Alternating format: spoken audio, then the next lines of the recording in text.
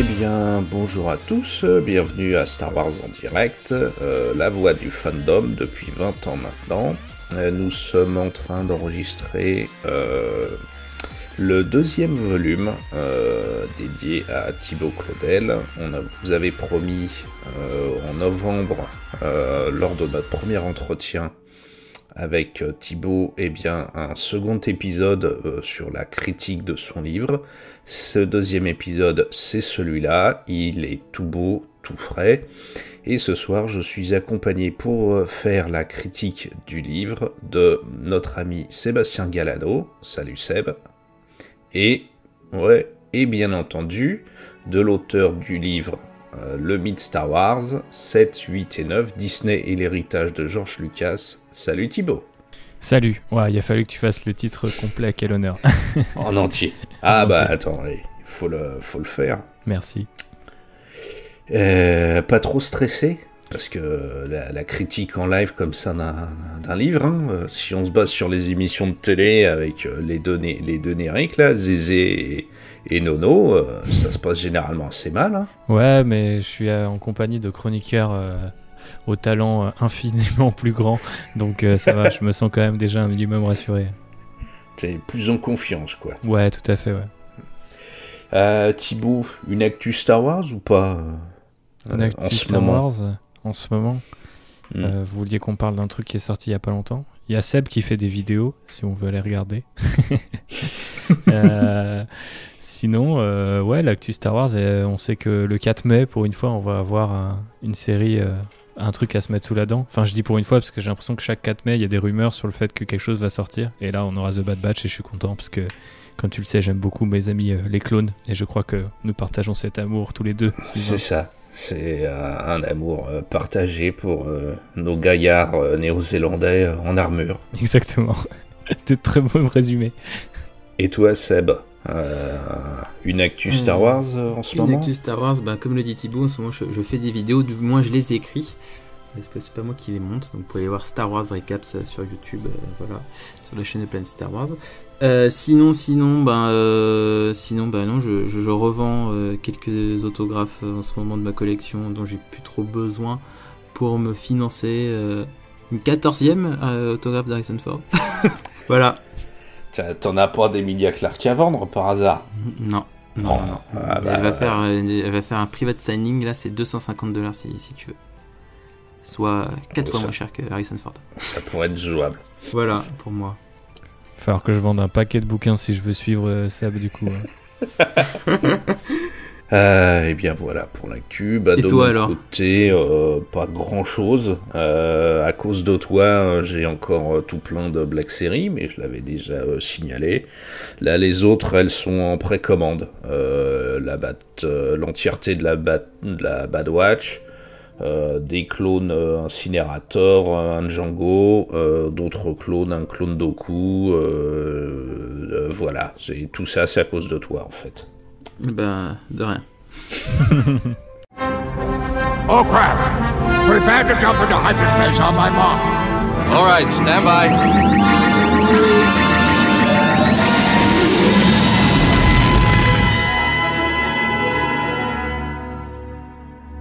Eh bien, on va se lancer quasiment dans le vif du sujet.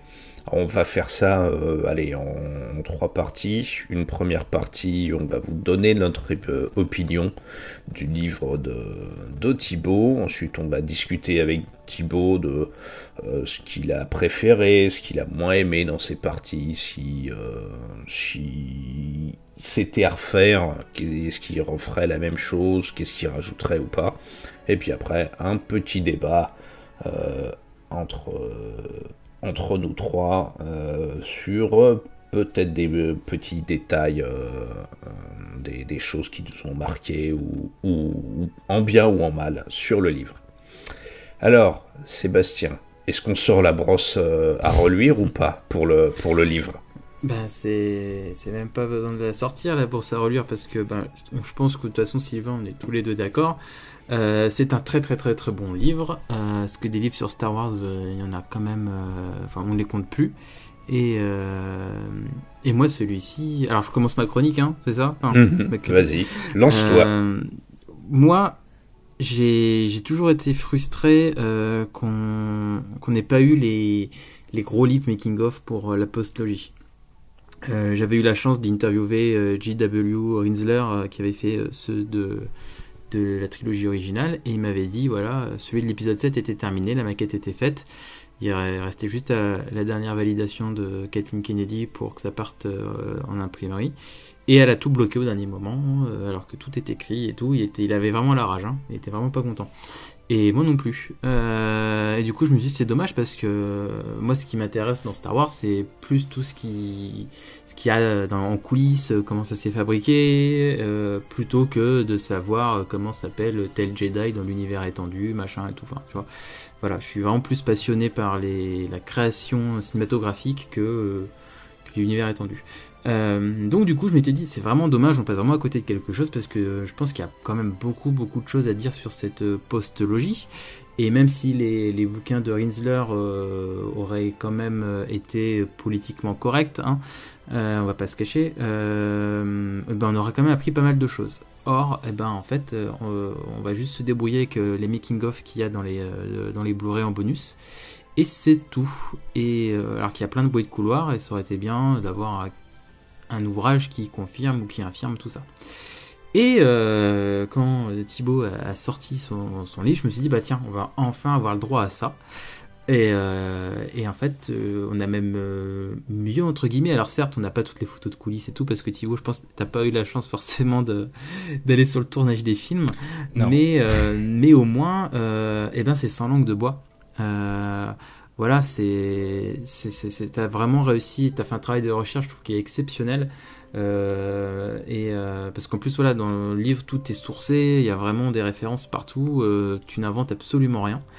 Et moi, j'ai trouvé ça génial que toute l'ère Disney soit vraiment décryptée comme ça. Moi qui pensais tout savoir sur... parce que voilà, étant chroniqueur sur Star Wars en direct et rédacteur sur Planet Star Wars, je me tiens quand même informé de très très près à la fabrication des films, mais j'ai quand même appris pas mal de choses. Et ça, je te remercie. Et ce que j'ai beaucoup aimé, c'est que voilà, je connais tes goûts et tout, mais je trouve que sur tout le long, tu as réussi à rester très très très objectif, en évitant de mettre trop sur un piédestal tes films préférés et de trop descendre ceux que tu as moins aimés, même si on le sent un peu entre les lignes. Mais voilà, globalement, je trouve que c'est un très très bon travail de recherche, et je pense que c'est un livre qui serait même d'utilité publique dans le fandom, parce que quand je vois tous les commentaires qu'il y a sur les réseaux sociaux, sur Facebook, de gens qui commentent sans savoir, voilà, il y a plein de groupes de fans où les gens pensent tout savoir sur Star Wars, alors qu'en fait ils savent rien du tout, et je pense que s'ils lisaient ton livre, il y aurait quand même beaucoup moins de conneries qui seraient dites sur les réseaux sociaux, et on aurait beaucoup moins de débats houleux et des discussions beaucoup plus constructives. Voilà, donc j'encourage vraiment tout le monde à le lire, mais je pense que les gens dont je parle ne sont pas forcément les auditeurs de notre émission, c'est dommage. Voilà. Et j'ai plusieurs points à aborder avec toi après, mais voilà, franchement, globalement, c'est une vraie réussite. Ça se lit tout seul, hein. Franchement, ça se lit hyper rapidement, et c'est très très fourni. Donc voilà, j'espère peut-être un tome 2 dans 10 ans pour faire le débrief des 15 séries Disney+, et des nouvelles salves de spin-off qu'on va avoir, quoi. Voilà. Je commence à prendre des notes alors. Ouais. Merci Seb. De rien. Très bonne critique. De mon côté, je dois faire une confession, Thibaut. Des livres analytiques qui détaillent Star Wars, leur création, j'en ai plusieurs. Et le tien, c'est le seul que j'ai fini. J'ai eu très peur, mais ok. C'est vrai que, étant nous-mêmes, comme Seb et même comme toi, qui est pas au cœur, mais qu'on suit de très près finalement le Star Wars et donc l'actualité, la création, j'ai quand même appris des choses dans ton livre, ou même des choses que je pensais que je pensais savoir et qu'en fait, grâce à toi, je dis ah mais en fait oui ok c'est pas ça mais c'est ça. Et ouais effectivement c'est l'un des seuls que j'ai le seul plutôt que j'ai terminé parce qu'en plus d'être très détaillé, très fourni en informations, et ben il est aussi très bien écrit. À aucun moment il ne me donne envie de le jeter ou de m'en servir comme calmeuble. Et je trouve que pour un livre qui analyse la création, c'est une très bonne chose que tu l'aies écrit de cette façon-là. C'est très didactique, il y a t'as un art du teasing quasiment à la fin de chaque partie ou de chaque chapitre, moi que j'adore. C'est typiquement le genre les 2-3 dernières phrases qui te disent allez, un autre chapitre, tourne la page, vas-y. Et c'est vraiment un truc que j'ai vraiment adoré dans le livre. Et puis oui, ça fourmille d'informations, c'est absolument génial. T'as fait un travail de recherche qui doit être absolument monstrueux. Et ouais, je m'attendais, je vais être honnête, hein, je m'attendais pas à ça. Tu t'attendais à quoi du coup ? À beaucoup plus chiant en fait. Ok. Et puis aussi beaucoup plus incisif parce que comme Seb le disait, je connais tes goûts sur certaines de tes des films, des séries et autres, donc je m'attendais à quelque chose d'un peu plus d'un peu plus tranchant sur certains sujets. Justement, je connais ton amour pour les deux réalisateurs Tic et Tac, là, Chris Lord et Miller, que tu le sais très bien que moi je ne supporte pas. Et je pensais que quand tu arriverais à cette partie-là, tu serais beaucoup plus vindicatif. Mm-hmm. Et en fait, non. Tu poses les informations, tu poses les idées, mais t'essayes de rester le plus objectif, le plus didactique possible, et ça j'ai beaucoup apprécié. Et voilà en fait. Et c'est ça que j'ai adoré dans ton livre. Bah merci beaucoup Sylvain. Que de compliments que vous me faites en quelques minutes là les gars. Vous ne pouvez pas voir car je n'ai pas activé ma caméra, mais je suis présentement en train de rougir effectivement. C'était un peu le but. Non, je déconne. Bah ça a marché. Non, mais franchement c'est vraiment assez de t'interactif. D'ailleurs t'as mis combien de temps à écrire le livre? Je pense qu'en fait, par rapport à ce que vous disiez sur les recherches, c'est vraiment le premier truc que j'ai fait. Donc ça, je l'ai fait un petit peu tout au long de l'année 2019. Je dirais pas que j'ai bossé un an dessus là-dedans, mais disons qu'à la fin de l'année ou à la rentrée vers septembre, quand j'ai commencé à comprendre que j'allais devoir écrire ce bouquin sur l'année 2020, que du coup on visait la date de sortie fin d'année suivante, que je quittais mon boulot, donc quand les choses sont devenues un peu plus réelles, j'ai commencé à faire des recherches. Je pense que ça a pris 3-4 mois quoi. Une partie de ces recherches était d'aller à Galaxy's Edge en janvier, donc ça va, c'était plutôt agréable. Mais c'était la partie fun des recherches, ça. Ça, ouais, complètement. Ouais. Revenir en arrière sur Internet, où de nos jours il y a tellement de news qui sortent que vous pouvez pas imaginer à quel point c'est long parfois de retrouver une news dont vous vous souvenez très bien parce que vous l'avez traduite.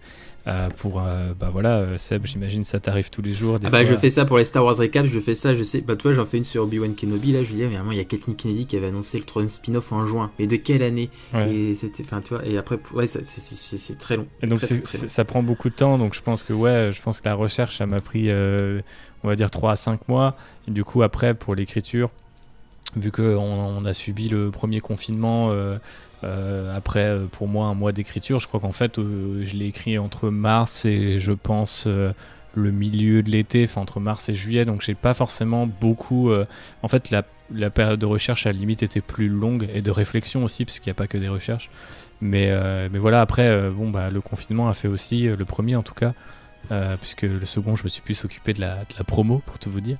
Mais du coup, j'étais enfermé chez moi, j'avais plus ou moins rien d'autre à faire, donc c'était un peu recherche, écriture. Quand t'es bloqué sur l'un, tu vas sur l'autre, et donc au final, je l'ai écrit sans doute plus rapidement que j'avais prévu de le faire, mais ce qui m'a permis d'ajouter des trucs jusqu'au dernier moment, plutôt que d'être pressé par la deadline, quoi. Mais parce que c'est vrai que je crois que tu parles. Désolé, je t'ai coupé. Non, mais vas-y. Je crois que tu parles vraiment. T'as dû terminer d'écrire quelques mois, même pas quelques semaines avant la publication, quoi. Parce qu'il y a des trucs qui sont hyper frais, quoi. Je crois qu'il y a des trucs. Les derniers trucs que j'ai dû rajouter, c'était la réaction de John Boyega au mouvement Black Lives Matter.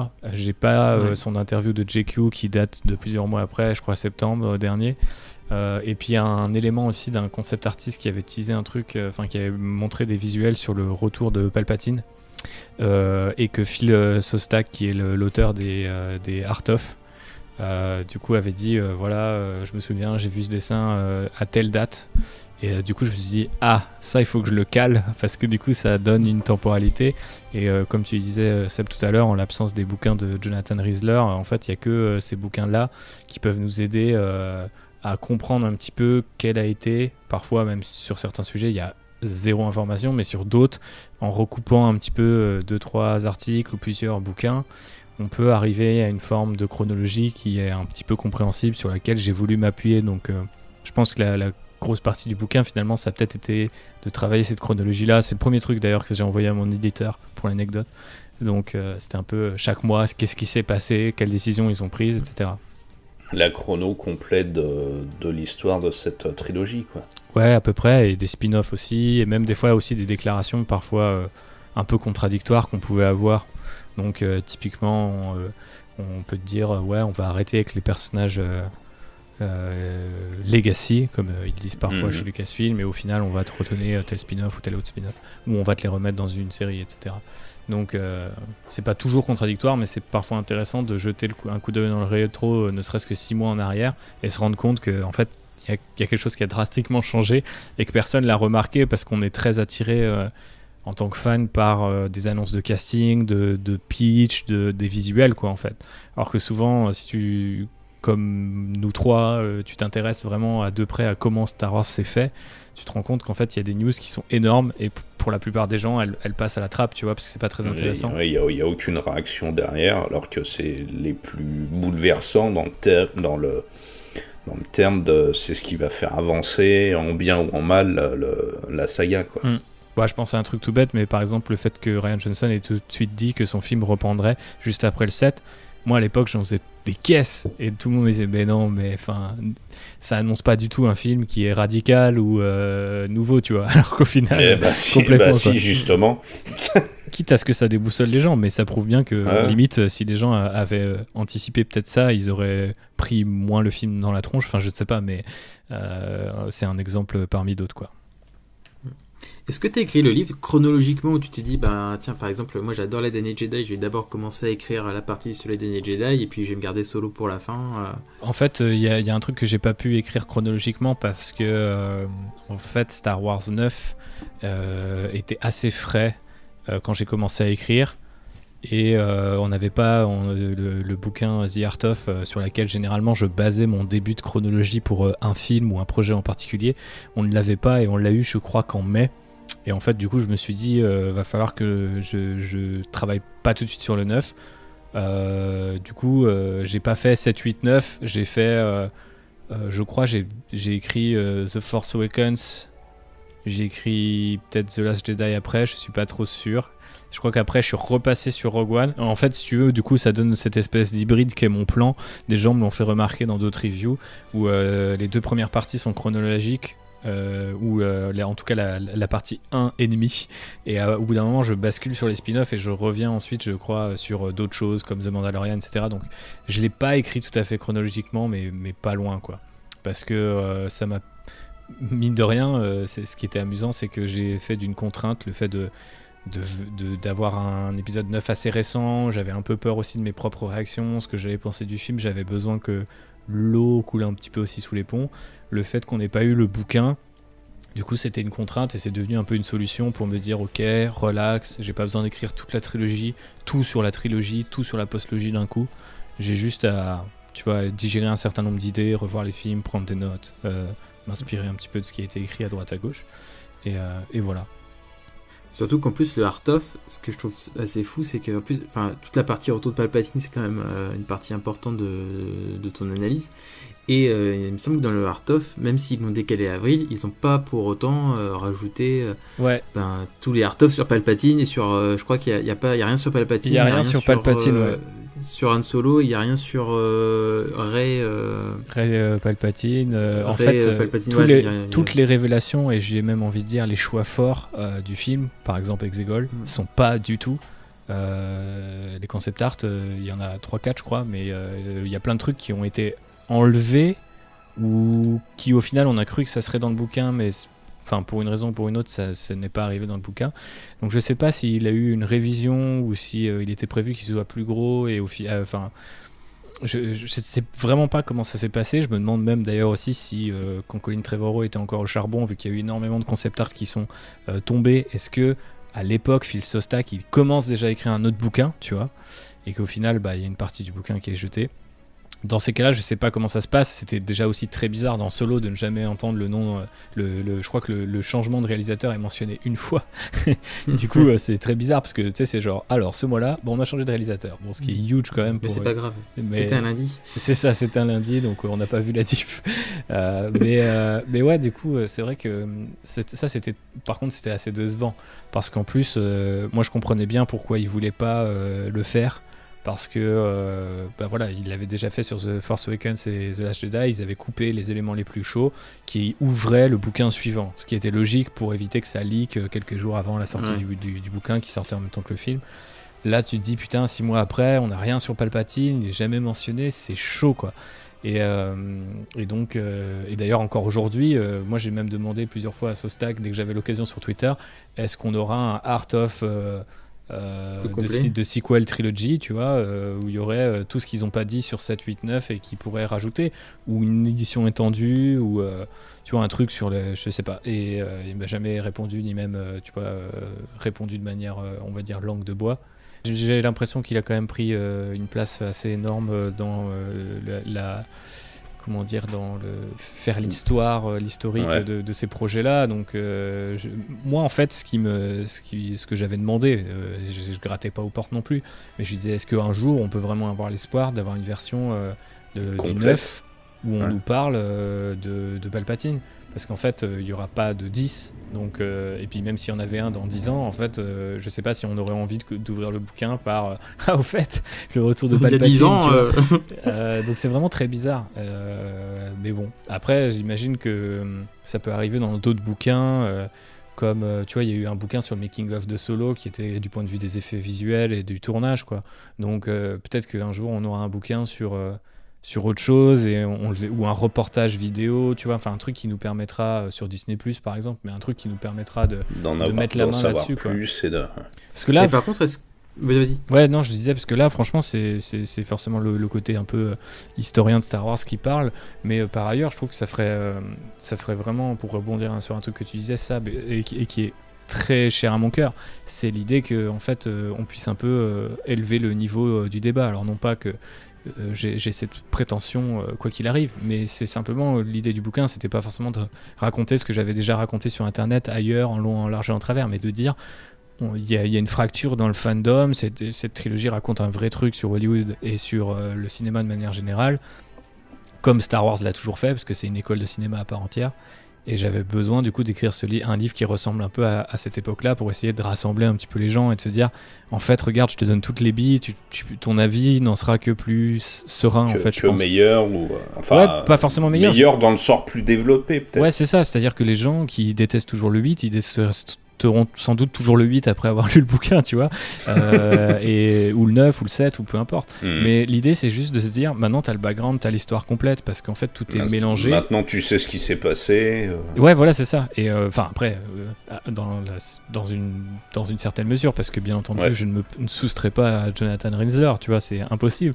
Et j'ai pas du tout enfin voilà, il manque une quantité astronomique d'informations, mais pour répondre un peu à l'analyse de Seb, c'est vrai que du coup de nos jours en fait il y a tellement de fausses infos qui circulent et du côté de Disney tellement peu d'infos qui circulent que en fait les fausses infos de base elles dominent en fait, et il y a des trucs qui s'installent et des espèces de de préconception. Ouais, c'est ça. Faut éduquer les gens parce que avec Sylvain, on a fait une émission là-dessus justement sur les fake news, parce que le nombre de fois où je vois sur des groupes assez importants, tu vois des liens de Melty, High-Tech, Code Discovered qui sont partagés, mais c'est en France, Melty, tu vois, pour moi, c'est un cancer, quoi. C'est un cancer, ce truc. On est d'accord. Et c'est partagé, mais partout, quoi.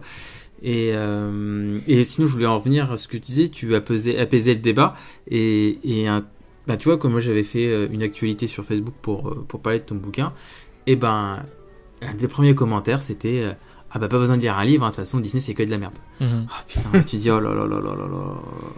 Mais moi j'ai vraiment l'impression qu'aujourd'hui la communauté est malade, mais elle est vraiment malade. Ouais. Et je suis assez d'accord. Ton livre, c'est un peu entre guillemets, ça peut être un vaccin, mais tu peux forcer personne à le lire ce livre. Et c'est que aujourd'hui les gens ils voient juste écrit Disney, ils disent c'est tout pourri. Voilà, et les par exemple l'affaire Gina Carano, ces choses-là n'aident pas à ressouder la communauté, encore pire, tu vois. Je pensais pas qu'on aurait un fandom aussi divisé qu'après les derniers Jedi. En fait avec Gina Carano par exemple, on a vu que si encore, voilà. J'ai l'impression que désormais en fait chaque morceau d'actu est sujet quelque part à l'embrasement, tu vois, de ce fandom. C'est ça qui est terrible, c'est que déjà t'as l'impression que les gens s'étaient réveillés sur ce côté un peu virulent avec The Force Awakens, et à l'époque je me disais ouais mais il y a toujours eu, tu vois, des gens qui ont détesté la prélogie ou le Retour du Jedi, et même quand j'étais ptio et que j'adorais Star Wars et que pour moi il y avait rien acheté, alors que je sais que maintenant il y a des choses achetées quand même, tu vois, mais je veux dire, à l'époque ça me choquait que les gens, tu vois, puissent ne pas aimer les Ewoks. C'est vraiment un truc genre j'ai bloqué dessus, je bloque encore dessus, tu vois, je me dis mais c'est pas possible en fait. Et comment je suis un peu comme toi, j'ai jamais compris pourquoi les gens n'aimaient pas les Ewoks. C'est un exemple parmi d'autres, mais pour moi ça prouvait que quelque part il y a une culture, tu sais, du bashing, tu vois, dans Star Wars, et je me suis dit quand le 7 arrive, c'est normal que ça revienne. Puis le 8 pour des raisons moi qui adore le film, je peux comprendre, tu vois, genre complètement créer une cassure, et depuis en fait on a l'impression qu'il y a des gens, ils aiment beaucoup triturer la cicatrice, refoutre les doigts dedans, infecter le bordel, parce que pour filer la métaphore médicale, parce que vraiment j'ai l'impression que des fois on se fait du mal, on cherche trop loin, quoi, on va trop loin, comme tu dis, la moindre news c'est d'un coup tout le monde se prend la tête, et c'est super chiant, mais c'est le cas sur plein d'autres franchises aussi, hein. Je le vois un peu avec Vendavision en ce moment, j'ai l'impression que t'as deux avis, soit c'est le meilleur truc, soit c'est bien, soit c'est non, mais Vendavision, t'avais les deux premiers commentaires, les deux premiers épisodes, les gens disaient ça n'a rien à voir avec les personnages de Marvel, ils ont rien compris à Marvel et tout. Non mais même maintenant t'as rien compris à la vie, toi. on a deux connaissances, je crois Thibaut, je pense que tu sais de qui je parle. Tu les mets dans une pièce, tu les lances sur Vendavision, tu reviens un quart d'heure après, ils sont en train de s'étriper, hein. Ouais, mais c'est un peu délicat. Alors, je sais que c'est le cas sur d'autres fandoms, mais le truc qu'a Star Wars, pour moi, c'est que c'est un vieux fandom aussi. Bon, on est sur un podcast qui a 20 ans d'expérience, donc ça en témoigne.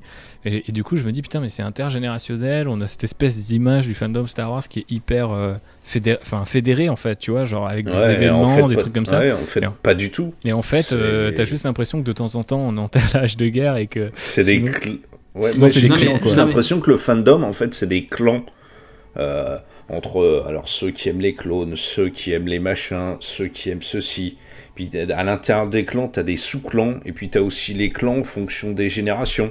Ceux qui aiment la trilogie originale, et puis les gens comme moi, ou comme toi Thibaut ou Seb, qui sont nés qui ont connu petit et ado la prélogie. Et maintenant les jeunes, et j'ai l'impression que la communauté Star Wars, elle est pas si soudée que ça. C'est un ensemble de gens qui de temps en temps, des dimanches, se rassemblent parce que ils ont un petit point commun, ils aiment tous une petite partie d'une grosse saga. Mais je pense que c'est ça, tu mets le doigt dessus, c'est-à-dire qu'en fait, on a ce petit pont commun, et en fait, aujourd'hui, on a oublié le pont, et on a vu le précipice, on voit que le truc qui nous sépare, en fait. On pourrait faire philosopher façon comptoir pendant de longues heures là-dessus, mais j'ai vraiment l'impression qu'aujourd'hui, c'est en mode... par exemple, quand on me demande ce que je pense de The Mandalorian, je suis toujours un peu flippé, parce que, globalement, j'ai toujours pas forcément de réponse, je suis très partagé sur cette série après 2 saisons, ce qui est assez délicat à tenir sur l'internet en 2020.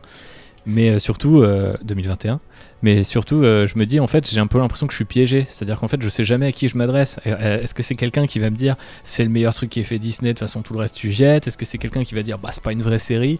Et en fait du coup tu te dis quoi qu'il arrive je pars avec quelqu'un qui a un a priori avec un handicap. Ouais c'est ça, c'est quelqu'un a déjà creusé le fossé, tu vois, pour moi. Alors que moi j'arrive avec mon petit pont, tu sais, genre il y a des gens ils m'ont dit moi mon préf c'est Solo. Je vais pas leur cracher à la gueule en disant mais tu sors, tu vois, genre, je suis en mode ah ouais ok, pourquoi, qu'est-ce que tu kiffes? Parce que moi limite ce que j'aime encore plus que Star Wars c'est la passion, enfin c'est la passion pour Star Wars quoi, tu vois, ouais, c'est ça. Ouais, clairement. J'espère que le bouquin est à l'image de ça quoi. J'ai demandé à l'assistance et à quelques copains qui avaient le bouquin parce que je leur ai offert, hein, bâtard, ce qu'ils pensaient du bouquin. Eh bien donc l'une des seules et uniques réponses que j'ai eues, c'est celle de Lucille, que tu as dédicacé le livre, Thibaut. Ah nice. Donc je vais te lire, elle n'a pas encore fini le bouquin, elle en a 12 millions à lire, donc je vais te lire sa critique sur le premier tiers de ton livre. À l'époque, 2013-2015, j'avais suivi de très très loin le rachat et pas du tout la production de The Force Awakens, parce qu'elle est politique anti-spoil et pas investie à ce moment-là. Et du coup, j'ai appris plein de choses en lisant ce livre. Je trouve l'écriture de Thibaut très fluide, très agréable à lire. C'est très journalistique dans l'esprit. Je sais qu'il a un passif dans le milieu, j'ai écouté ton interview de lui. Par opposition à un essai, en gros, j'entends par là qu'il expose des faits. Ses reportages, il ne donne pas son avis. Mais il ne se contente pas de déposer là des morceaux de trivia, il y a une narration, un fil conducteur, presque des cliffhangers à la fin de chaque chapitre. Il sait tenir son audience en haleine, le bougre. Et il cite ses sources. Il a une multitude de notes en bas de page, je suis pas allé voir les références web, mais j'aime l'idée qu'elles soient là et accessibles. Travail journalistique donc, avec méthode et rigueur. Voilà la ville de Lucille. Bah merci Lucille. Qui recoupe quand même pas mal des éléments qu'on a déjà donnés avec Sébastien. Bah ouais, et puis je suis toujours content d'apprendre en fait que quelque part les sources c'était une manière de me blinder, donc je suis content que les gens relèvent ça parce que j'ai travaillé longtemps, mais ça me fait plaisir quand les gens disent c'est sourcé et en plus c'est bien écrit. Parce que quelque part sourcé, si t'as suffisamment de temps à tuer et que tu veux vraiment te bousiller au niveau de Star Wars, un ordinateur, un moteur de recherche quoi. Voilà c'est ça. Non mais même écrire, je veux dire, faut d'une certaine manière il suffit de pratiquer, mais c'est quand même toujours appréciable de savoir que j'ai un peu rendu le truc agréable parce que bon honnêtement moi-même ne dévorant pas non plus des essais tous les vendredis, je suis content de voir que du coup ça reste agréable à découvrir. Il y a une partie du livre que tu as préféré écrire plus qu'une autre et une que tu as moins aimé écrire plus qu'une autre? J'ai beaucoup aimé écrire la partie sur Star Wars Rebels, qui est chère à mon cœur. Je pense parce que j'étais impatient de revoir la série avec la sortie de Disney+, qui au final a été un peu retardée pendant le confinement, donc au final je l'ai pas fait à ce moment-là. Mais je crois que j'étais tellement impatient de refaire un rewatch que je me suis replongé dans mes souvenirs et je me suis dit, je me suis rematé quelques épisodes, ceux que j'avais en tête pour illustrer un peu mon propos, et je me suis dit, waouh, en fait ça m'a touché plus que je l'imaginais, et du coup c'était super motivant, de la même manière qu'en fait c'était très apaisant parfois de travailler sur des films ou des projets que j'ai trouvé un peu moins bien, se replonger dans ce qui faisait tout le sel en fait d'un projet que tu as vraiment kiffé et qui reste quelques années après, parce que finalement Star Wars Rebels, c'est assez vieux, c'est le premier truc qu'on a vu du rachat, donc c'est quand même assez important d'un point de vue historique, mais aussi dans ma petite tête, c'est important. Donc j'étais content d'écrire là-dessus. Et une partie que j'ai moins appréciée, je pense, c'est du coup la partie sur The Mandalorian. Déjà parce que je savais pas trop où me placer, et parce que j'ai eu beaucoup de mal à l'écrire dans un pur point de vue, on va dire, un peu... tu vois, technique ou grammatical en fait, parce que j'avais pas envie de saouler les gens avec des théories sur qui était, enfin tu vois, genre comment on avait teasé The Mandalorian, etc. Parce que au final c'est arrivé assez vite, donc et c'est difficile d'analyser cette série dans le sens où elle a un côté très naïf, qui rend parfois l'analyse un petit peu maigre en fait. T'as pas beaucoup de contenu à te mettre sur la dent sur lequel tu peux théoriser des heures et des heures en fait. Donc il faut trouver une manière aussi simple et élégante comme la série d'en parler quoi. Et souvent c'est difficile, et c'est là où on tombe dans ce que j'évoquais tout à l'heure, les grandes phrases, les punchlines, et j'avais pas envie de faire ça. Et donc du coup je crois que je l'ai réécrit 3 fois. je sais pas si ça se ressent quand, enfin on m'a dit que non, mais bah non, moi en tout cas j'ai pas remarqué sur cette partie là. Ok, je suis rassuré un petit peu quand même. Et voilà, je sais pas s'il y avait une autre question. Je crois que t'avais juste dit mieux aimé, moins aimé. Ouais, voilà, c'est ça, surtout quoi. Sinon, moi, je voulais faire une aparté. C'était que on parlait à un moment des bouquins sources qui me manquaient, enfin, on n'avait pas de making of. Mais là, j'ai cru voir qu'il y avait Rian Johnson qui allait écrire un livre sur son expérience sur les Daniel Jedi. Ouais, j'ai vu ça aussi. C'est la journaliste qui l'a invité et qui lui a reparlé d'ailleurs de cette trilogie Star Wars dont on n'entendait plus parler. Et effectivement, ouais, il a dit qu'il avait compilé un certain nombre de pensées et tout ça pour faire un making-of. Après, connaissant l'animal et le fait qu'il prenne des photos, qu'il tienne des carnets de manière très rigoureuse, ça m'étonne même pas en fait que lui le fasse de manière personnelle, et qu'après du coup il propose à des éditeurs ou à des studios de dire bah regardez les gars, j'ai tenu un journal de la création de ce bouquin.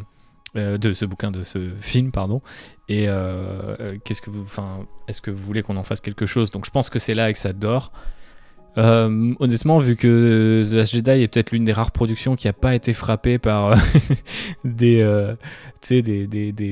rebondissements dantesques, reshoots et autres. Ça s'est le mieux passé avec Kathleen Kennedy. Quoi. Bah très clairement, ouais. Donc aucun problème. Donc je pense que pour ça qu'ils ça pourrait être intéressant d'avoir le truc. Après, est-ce que du coup ils sont prêts à remarketer quelque part The Last Jedi de ce point de vue-là? Je pense qu'ils prendraient pas un gros risque avec un bouquin making of dessus, mais voilà.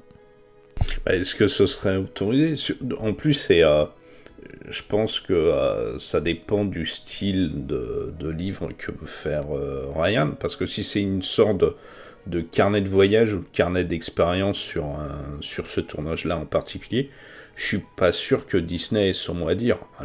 Alors que par contre, s'il veut transformer ça en sorte de making-of officiel, là, Disney aurait son mot à dire. Ouais, bah faut voir avec eux. Après, je pense que ça peut, comme le rappelait Seb, vu que ça s'est bien passé, il n'y a pas de raison que ça soit pas un truc collaboratif. Et je pense que ça permettra aussi de voir pas mal de choses à une autre lumière, quoi.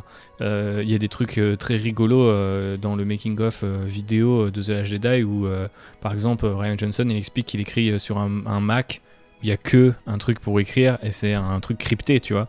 Et genre je m'étais toujours dit tiens, comment ils écrivent les mecs qui écrivent sur Star Wars, parce que potentiellement tu peux te faire hacker, tu peux te faire voler ton truc, enfin, et j'ai trouvé des petites anecdotes comme ça, mine de rien, tu vois, avoir la perspective d'un auteur, réalisateur par ailleurs, sur comment ça s'est passé pour lui, c'est assez inédit, parce que même Lucas, quand il faisait, quand il était invité par Rinsler à revenir sur ses souvenirs de la trilogie, etc., ou quand il l'interviewait, on va dire un peu en direct, il y avait un côté justement très, tu vois, genre c'est un gars qui vient interviewer un autre.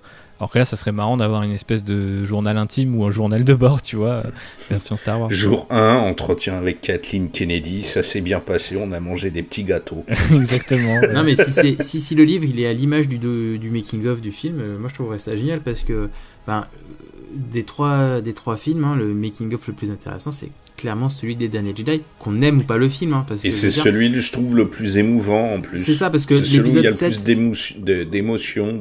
Ouais, l'épisode 7, t'as juste en gros, c'est chapitré par personnage. Hein, chaque personnage a son petit. C'est 10 minutes de gloire dans le making-of. T'apprends pas. Tout est survolé sinon.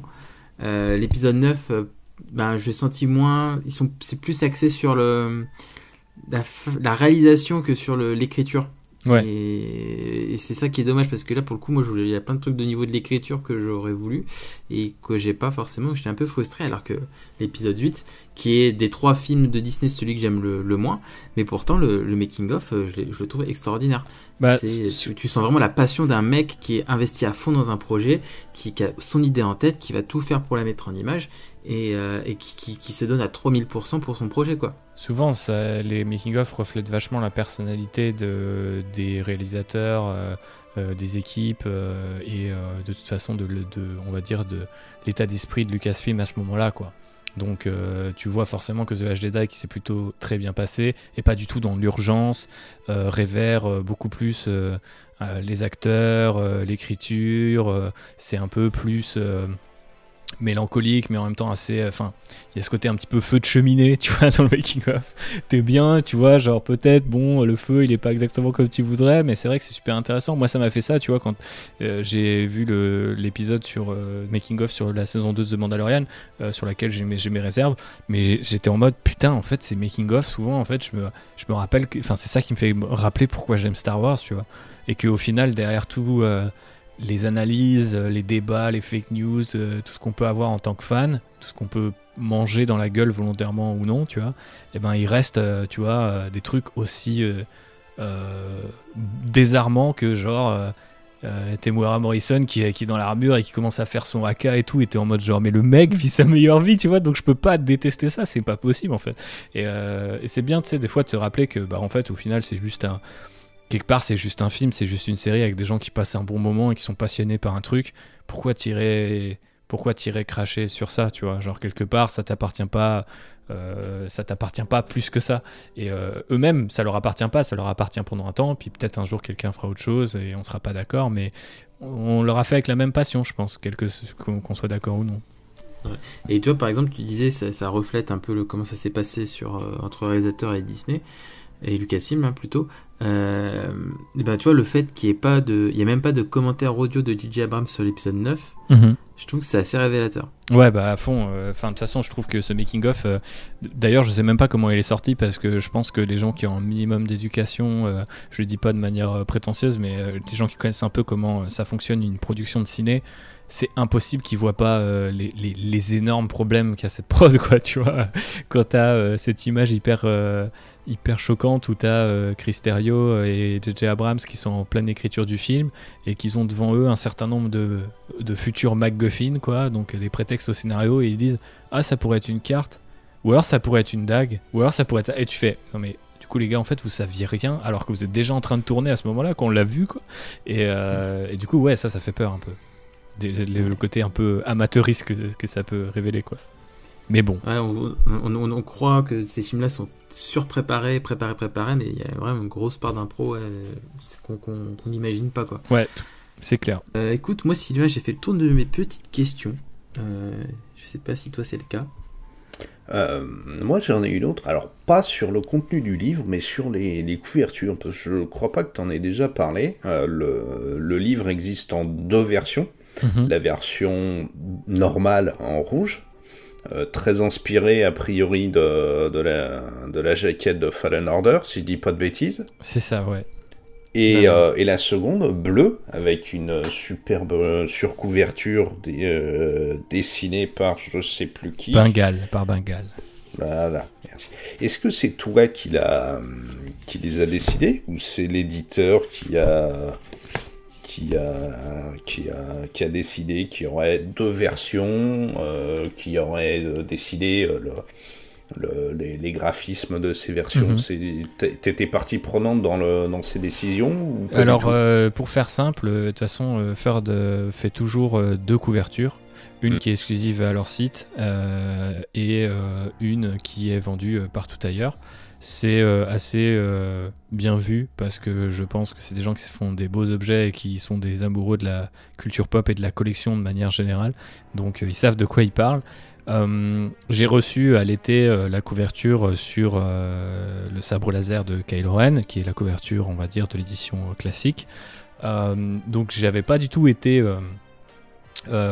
convoqué, mais je crois que Nico, qui est mon éditeur et avec qui je traitais, on va dire, de manière un peu quotidienne sur le bouquin, m'a dit ah ouais, j'ai cru comprendre que tu avais kiffé le teaser de Fallen Order avec le sabre laser, donc on s'était dit que ça pourrait être intéressant de faire un truc là-dessus. Alors je sais pas si c'était parce que je l'avais dit ou parce que c'est effectivement un des éléments emblématiques de cette postlogie. Dans tous les cas, j'ai été ravi.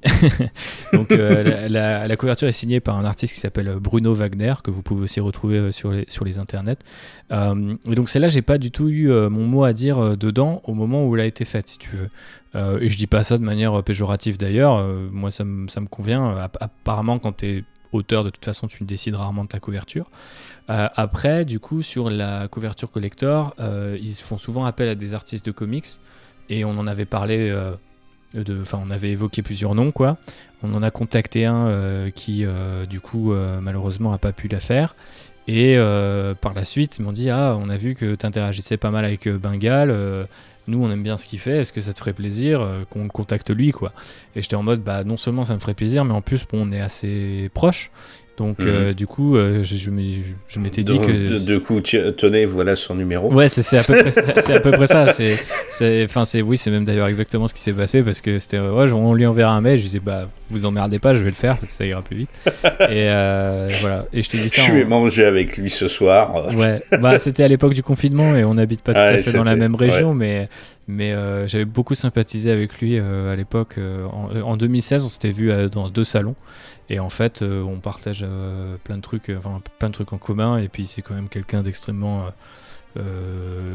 pas forcément très accessible de prime abord, mais une fois que tu le connais, tu peux discuter. Il est hyper bavard, en fait, alors qu'il n'a pas l'air. Et il est intéressé par plein de trucs. Et il a une vie assez fascinante. En dehors d'être un artiste de talent, il est aussi super impliqué sur la défense des animaux, notamment. Et il en a plein chez lui. Et il élève notamment des serpents qui sont des espèces menacées, etc., pour qu'elles ne disparaissent pas. Enfin, c'est vraiment un mec qui a des doubles vies sur des doubles vies, tu vois. Donc, et qui est proprement fascinant. Donc forcément, je trouvais ça trop cool. Je me suis dit, bon, du coup, le connaissant un peu impliqué dans ce qu'il fait, mais aussi très occupé, il pourra peut-être pas le faire. Et puis, au final, il a kiffé l'idée, et après lui il avait proposé autre chose parce que c'est un fan de Clone Wars, et donc il voulait faire une Ahsoka, ce qu'on lui a demandé depuis en commission, donc je pense que ça lui a permis de l'idée à germer et à travailler. Mais ouais, du coup il a proposé Ahsoka, et nous on s'est dit quand même Ahsoka c'est peut-être pas forcément ce qui est le plus représentatif pour l'ère de Disney, puisque de toute façon elle est apparue avant. Et c'est là en fait que Nico, qui avait en gros laissé carte blanche à Bengal, m'a dit tiens, toi, est-ce que toi, spontanément, t'aurais une idée ? Et moi, ce qui m'est venu tout de suite, c'est Jedi Steps, Acto et Rey, quoi. Parce que pour moi, ça représente le potentiel, en fait, tu vois, de cette postlogie. C'est vraiment la fin du set. Qu'est-ce qui va se passer ? Comment il est Luke ? Pourquoi il est là ? Toutes ces questions. Et du coup, je voulais un truc qui symbolise ça. Donc, j'ai un peu pitché cette couverture, on va dire. Dans l'autre sens, moi, j'avais pris une contre-plongée. Là, c'était une plongée.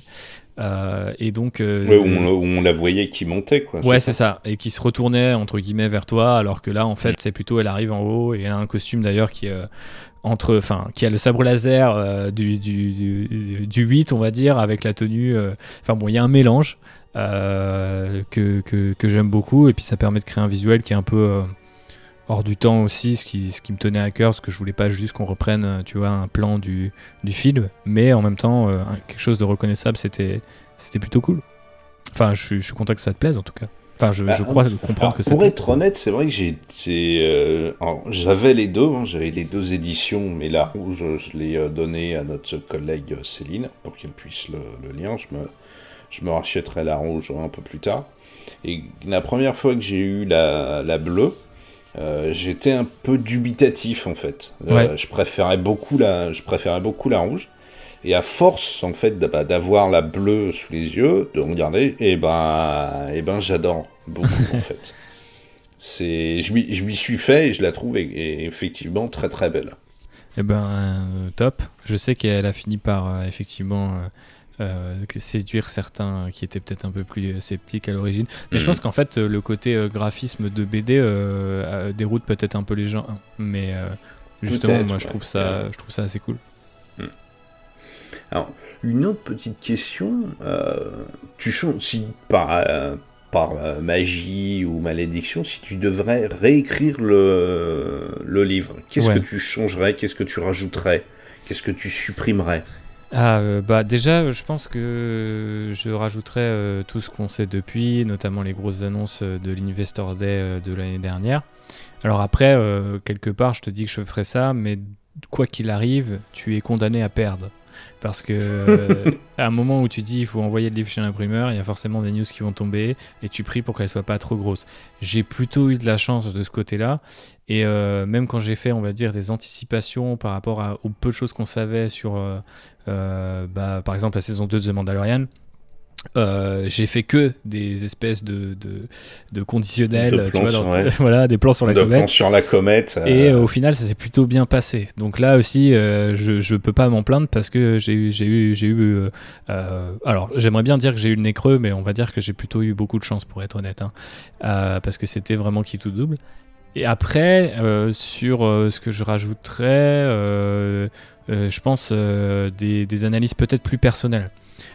Pas au sens où dire ce film-là c'est celui qui m'a le plus touché, mais vraiment aller dans des choses, alors je sais pas si personnel est le mot, plus transversal en fait si tu veux. Je sais que quand on a fait la partie notamment sur les Stormtroopers, et un peu la façon dont ils faisaient tomber le casque ou le masque dans cette ère de Disney, j'aurais bien aimé trouver d'autres sujets là-dessus. Peut-être sur un certain nombre d'archétypes en fait, tu vois. Je pense par exemple aux pilotes de l'Alliance Rebelle, j'en ai parlé quand même un peu, mais même Kylo Ren et Hux, tu vois, approfondir un peu ces choses-là. Rentrer un petit peu voilà, dans les archétypes de personnages et ce qui est né en fait de l'ère Disney, là où avant, typiquement Poe par exemple, c'est le pilote de l'Alliance Rebelle comme on le voyait dans plein de trucs de l'environnement, de l'UE quoi, mais pas nécessairement comme dans les films. Donc rajouter comme ça des choses qui font un peu le pont entre différentes œuvres, mais qui montrent chez Disney une envie de développer tel type de personnage ou tel type d'idée, ça m'intéresserait pas mal. Et je pense que faire un truc notamment sur les différents vilains qu'il y a pu avoir, j'ai pas eu le temps de le faire, mais sur les vilains de cette trilogie ou de tout le cette trilogie là ou même de ceux de tu vois, je pense à par exemple Enfys Nest, je sais pas si c'est exactement un vilain, mais tu vois, ou même le Orson Krennic, enfin il y a plein de choses qui me sont venues quand ma belle-sœur au milieu de l'été m'a dit t'as rendu le bouquin, et j'ai fait ouais. Et elle me dit t'as parlé de Kylo Ren, et j'ai fait en fait pas beaucoup. Et, alors que c'est quand même tu vois c'est l'un des personnages centraux de cette trilogie. Et je me suis pas dit merde j'ai pas parlé de Kylo Ren, je me suis surtout dit merde en fait c'est vrai que j'ai pas pris cet angle des tu vois des personnages de ce qu'ils avaient, des personnages en eux-mêmes. Voilà, c'est ça. Et je pense que j'aurais bien aimé faire plus de choses transversales là-dedans, qui auraient peut-être nuancé le côté un peu parfois chronologique / enquête du bouquin, parce que je pense que beaucoup de gens m'ont dit c'est cool à lire, mais en fait quelque part je pensais trouver plus d'opinion en fait. Et c'est vrai que mon opinion c'est souvent de dire faites-vous votre propre opinion maintenant que vous savez tout, tu vois. Donc, et je vous donne les éléments et faites-vous votre ce qui était volontaire, donc je ne peux pas m'en plaindre, mais c'est vrai que pour nuancer ou approfondir un peu le sujet, je pense que ça pourrait être intéressant. Après vous avez peut-être vu d'autres trucs auxquels j'ai pas pensé, et je prends toutes les idées. Ça tombe bien que tu parles dessus. Il y a juste un petit point qui m'a un peu gêné. C'est vers la fin de du livre, quand tu parles de la représentativité LGBT. Je trouve que ce qui manque en fait, pour moi tu vois, tu ne mets, j'espère que j'ai bien lu, que tu ne mets que le point de vue en fait pas du militant, faut pas déconner, mais de la personne qui s'attend à à trouver dans ces films des personnages LGBT. Et je trouve ce qui manque, c'est que tu prends pas le penchant de Disney. Tu le dis très très peu que en fait Disney, pour ces questions-là, même s'il a l'air d'avoir des discours pro, pour que ces films rapportent des milliards et des milliards, il est quasiment tout le temps obligé de mettre le holà dans ses productions, et je trouve que c'est ce qui manque en fait dans ton livre sur ces parties-là. Je trouve que à chaque fois qu'on a, et même j'ai l'impression, à chaque fois que ce débat revient dans différentes émissions, différents sites et débats qu'on a sur les internets, je trouve que le penchant de dire que Disney c'est un colosse au pied d'argile, et que si jamais par exemple il nous faisait Storm Pilot dans cette trilogie, il y aurait les 3/4 des pays au monde où les films ils pourraient pas sortir sans avoir été charcutés, et donc ils rapporteraient beaucoup moins. Et je trouve que c'est un peu dommage que t'aies pas pensé à expliciter pour moi la vision de Disney là-dessus, ou plutôt de voir le problème le problème de la vue de Disney qui doit vendre ses films. Ouais. Après, on sait que c'est dans une certaine mesure très hypocrite cette position, parce qu'on la voit d'ailleurs dans d'autres trucs ou dans le jeu vidéo, etc. C'est des industries qui se disent « Ah là là, attention, si on le fait, on va perdre de l'argent », alors que ce sont aussi les industries qui en ont le plus. Donc quelque part, on parle pas d'un petit artisan qui menacerait, de fermer boutique.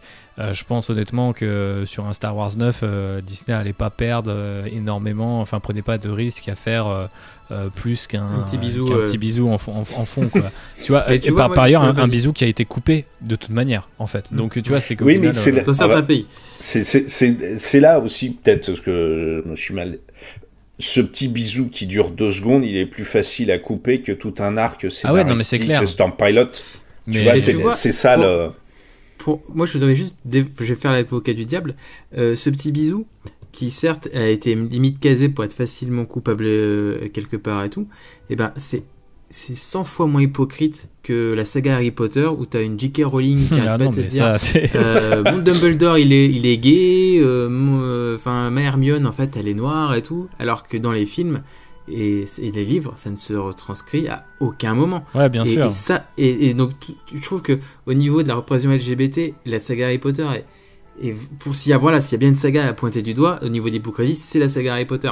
Alors que Star Wars, bon, allez, ils ont fait un truc facile. Non, mais je pense on l'a fait pour le faire, mais c'est quand même moins hypocrite que d'autres licences, quoi. Ouais, je pense que de toute façon ça viendra, et je pense que tu vois sur d'autres sujets comme par exemple le sort de Finn et la représentation qui était faite de John Boyega dans les différents films, sur laquelle il s'est exprimé lui-même, et il a été assez bavard là-dessus, et je pense que c'est bien qu'il le fasse.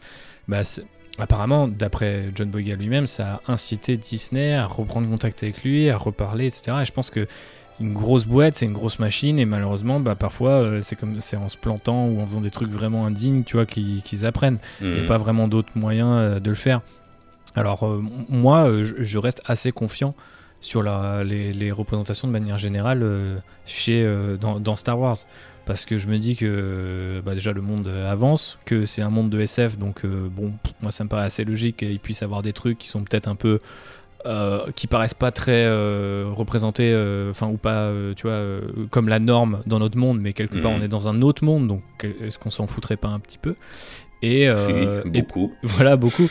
Et puis par ailleurs, je pense que ça va arriver, parce que forcément c'est moi ce que je trouve J.K. Rowling-esque, c'est d'avoir fait pendant 5 ans monter la sauce sur entretenir ce mystère via différentes interviews. Alors après, je suis pas en train de te dire que c'est de la faute de J.J. Abrams, il a dit qu'il y avait Storm Pilot et il n'y a pas eu Storm Pilot. Alors on va revenir sur Storm Pilot, parce que moi là pour le coup, s'il y a, dans les 20% je suis diamétralement opposé avec toi, il y a ça, mais j'en parlerai. Ouais, carrément. Mais du coup, justement, ce que j'allais dire, c'est que c'est c'est pas aussi simple en fait, comme je pense peut-être Sylvain a essayé de le dire, c'est que en fait c'est pas aussi simple que Disney le fait et ça passe parce que de toute façon c'est Disney, c'est comme on dit en anglais too big to fail, de toute façon ils peuvent pas se planter. Oui. Ou est-ce que c'est aussi simple dans le sens où bah non en fait ça coûte trop d'argent, alors enfin ça demanderait trop de coupes, alors en fait on le fait pas. En vrai, s'ils voulaient, ils pouvaient. S'ils voulaient être plus malins, et ils pouvaient aussi moins parler, mieux parler, ou s'engager sur d'autres trucs en fait. Et bon, après, tu vois, moi je suis pas en train de te dire que Storm Pilot ça aurait fait une meilleure trilogie, ou que J.J. Abrams, si au final il a pas été au bout de ses idées. Je pense qu'il y a eu un jeu médiatique, que nous-mêmes, enfin les gens qui appelaient ça de leur vœu, ont vraiment fait monter la sauce, ont incité des plateaux télé entiers à jouer sur cette complicité que pouvaient avoir Poe et Finn. Et c'est vrai que moi au départ j'avais même pas forcément lu ça comme de la romance avant que Oscar Isaac je crois lui-même le dise qu'il l'avait joué comme ça, et que limite Abrams avait dit ouais vas-y joue-le comme ça, ouais, c'est cool tu vois. Et donc forcément bon, après je peux comprendre que quand on est concerné, je ne le suis pas, je le précise, et ben ça crée des attentes quoi tu vois, et tu te dis bah merde en fait Abrams qui revient, spontanément tu te dis ah ouais bah peut-être que tu vois il va avoir quelque chose, peut-être que ce coup-ci ils vont y aller. Alors, moi tu vois voilà comment je vois la chose.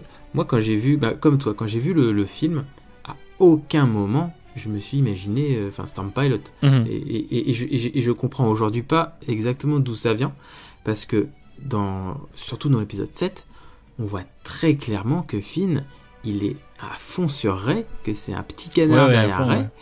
Et mais vraiment à fond, et il n'y a à aucun millième de seconde dans le film quelconque attrait qu'il pourrait avoir pour Poe quoi, mais si ce n'est une super forte amitié quoi.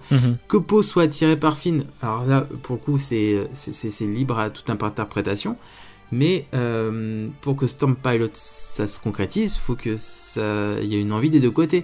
Or là pour Poe Dameron c'est le flou total. Et pour Finn, c'est clairement non, en fait, il est à fond sur Rey, il lui demande s'il a un petit copain et tout, voilà. Ouais, à fond. Et pour moi, la question se posait même pas, quoi. Je pense que la question, elle s'est posée plus tard, avec le fandom, avec le fait que il a l'air choqué quand Rose l'embrasse, et que du coup, t'imagines, ah bah, est-ce que du coup, il est gay, tu vois, et en même temps, tu te dis, bah non, parce que dans le set, tu vois, genre. Bah, tu vois, laisse là où j'étais pas d'accord avec toi sur un monde de ton livre, c'est que tu dis, dans l'épisode 9, qu'il y a eu des occasions manquées, dont Storm Pilot.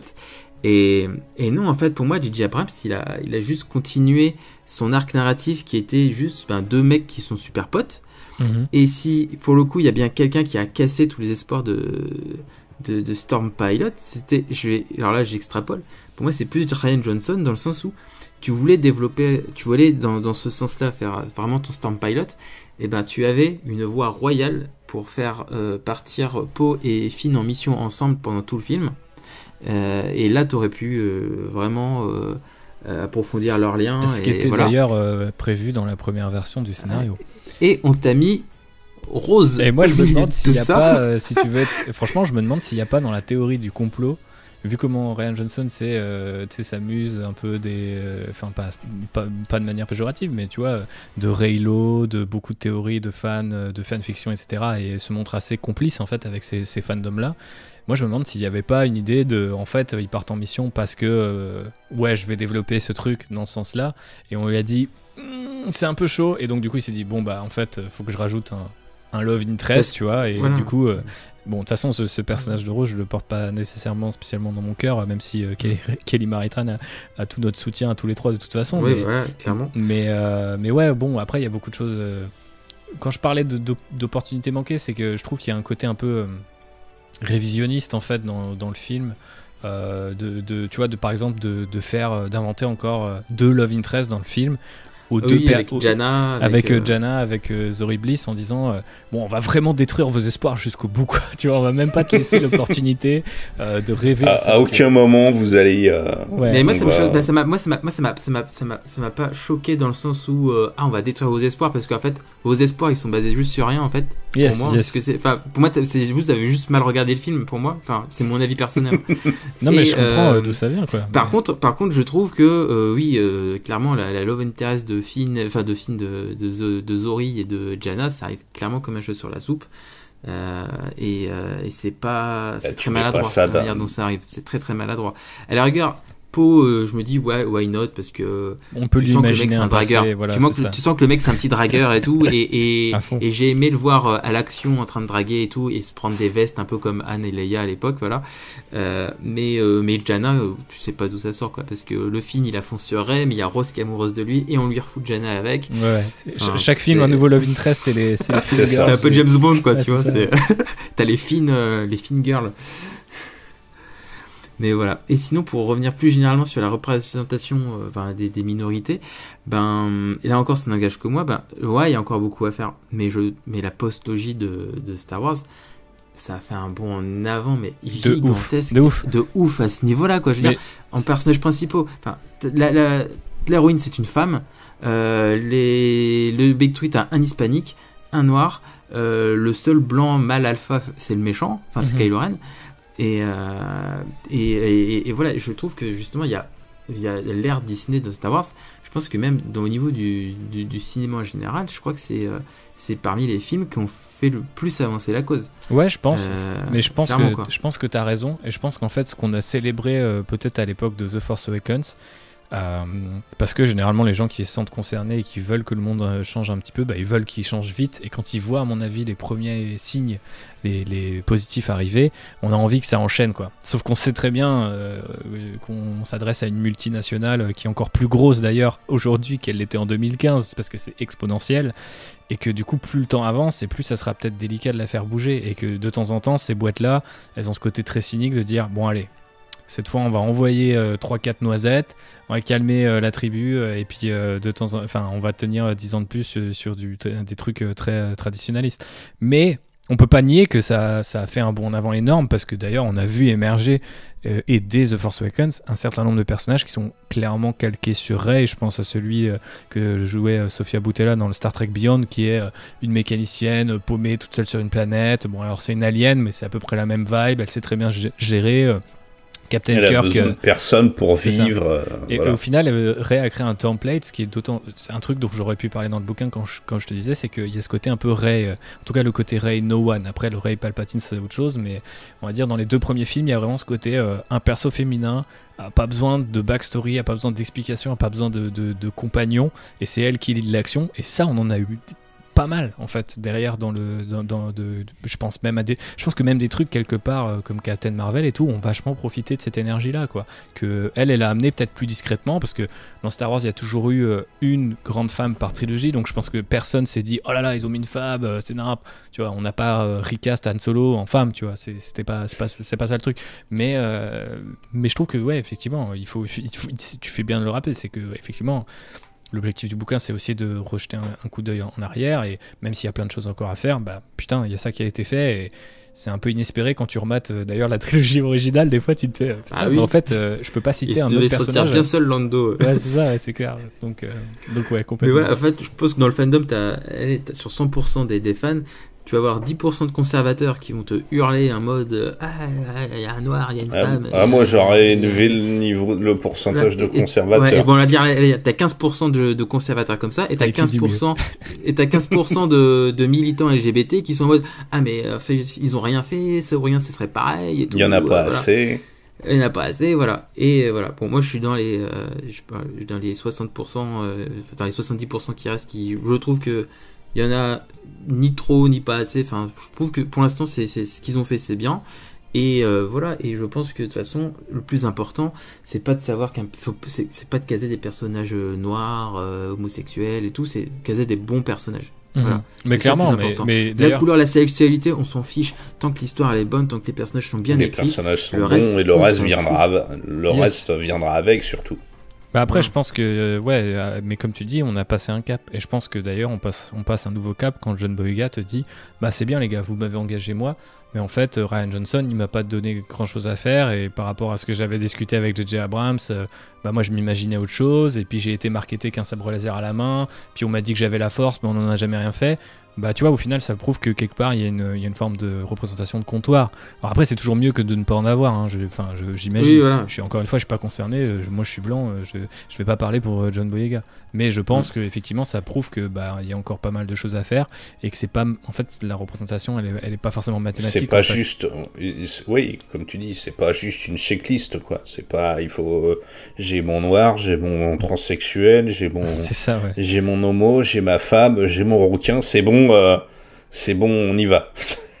Bah en fait, trop souvent pour ces boîtes-là, c'est un cahier des charges. Et il y a une forme de la même manière que, je sais pas, si on prend un sujet qui est peut-être encore que de nos jours, j'allais dire qui est peut-être moins polémique, mais j'ai envie de dire, il y a plein de boîtes, tu vois, ce qu'on appelle le greenwashing, de dire non mais nous on est écolo, tu vois, alors qu'on sait que c'est complètement bullshit et c'est juste pour tu vois, pour se racheter une image ou pour enfin c'est les pubs de Nutella avec leur huile de palme là. C'est ça.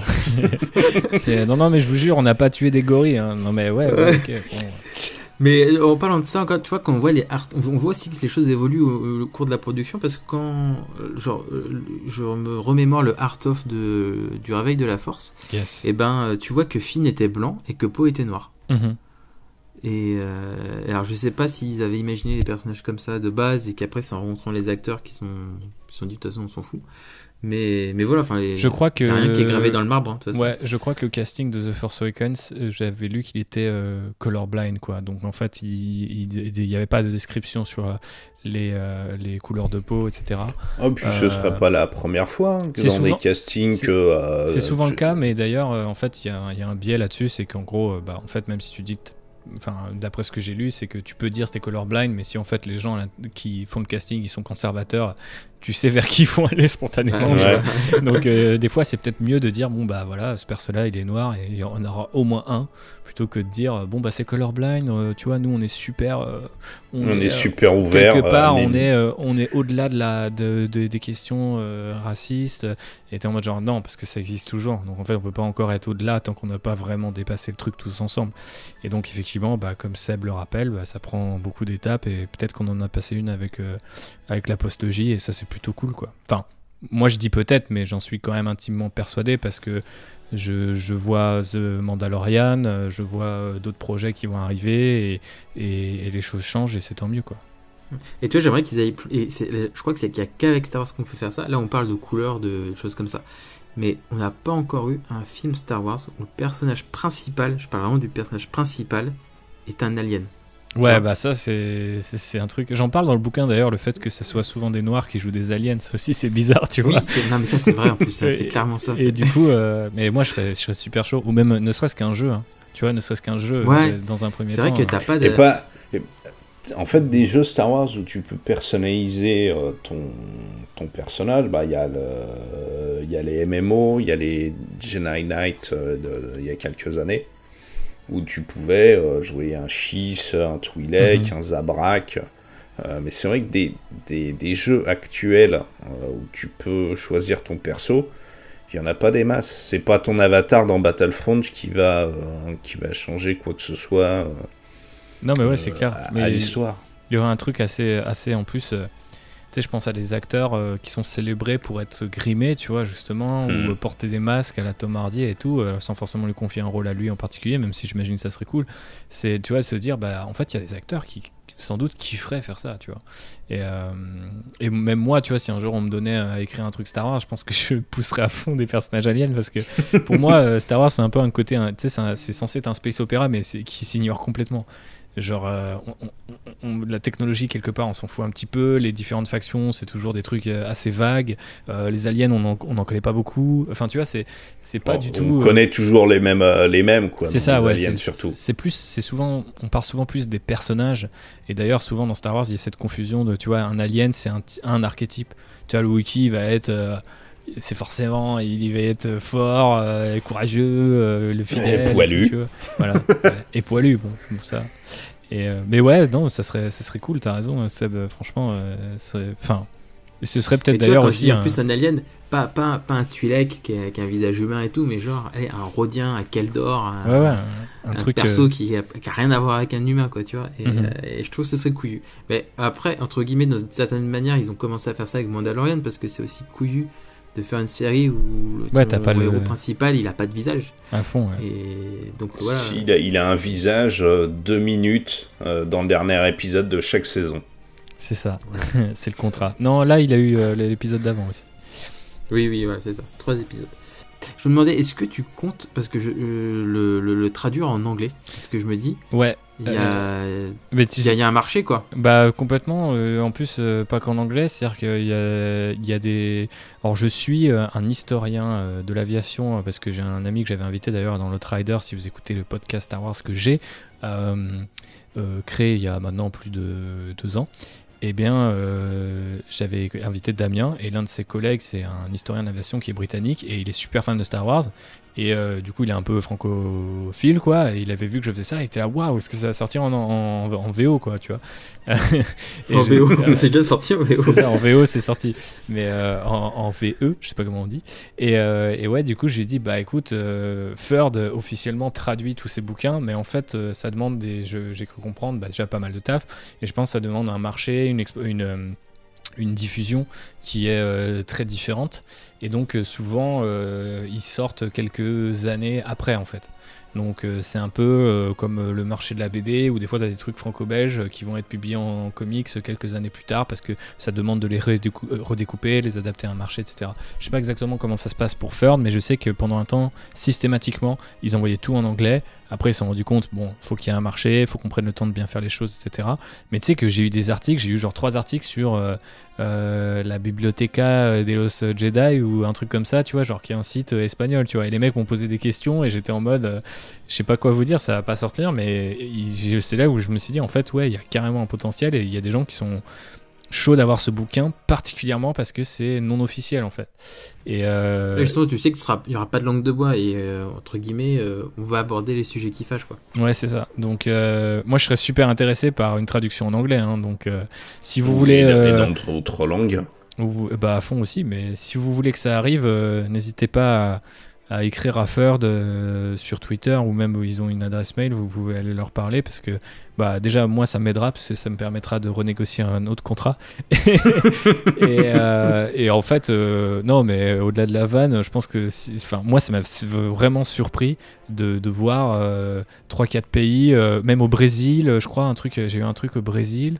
Enfin, je les ai notés, tu sais, j'ai gardé un petit classeur de waouh en fait parce que peut-être qu'un jour ça sert d'argumentaire, tu vois, mais ouais, ça m'avait impressionné. Et tu vois, c'est un truc que tu as dit d'ailleurs assez vite, Seb, que genre faudrait que ça profite au plus grand nombre. Donc, moi, quand j'entends ça de la part d'un fan de Star Wars que je connais depuis des années et qui gère l'un des plus gros sites sur notre communauté francophone à nous, forcément, je me dis, bon, bah, si lui, il le dit, c'est que c'est vrai, il sait de quoi il parle, le garçon. Non, mais c'est vraiment d'utilité publique, quoi. C'est vrai. Il y aurait beaucoup moins de conneries dites torées à travers si les gens avaient les infos, quoi. Bah, c'est gentil.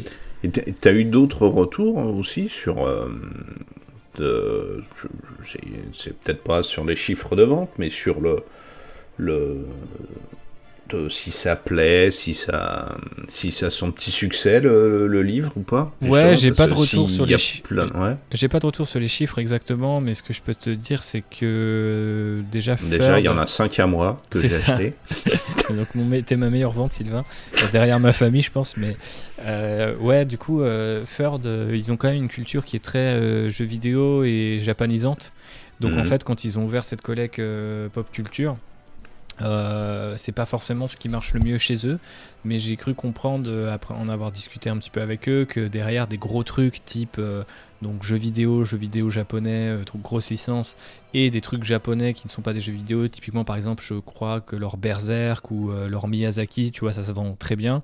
Je crois que derrière ça sera le Star Wars, donc ce qui est pas mal parce que bon, il y a des gens chez Ferd, ils ont déjà écrit plusieurs bouquins.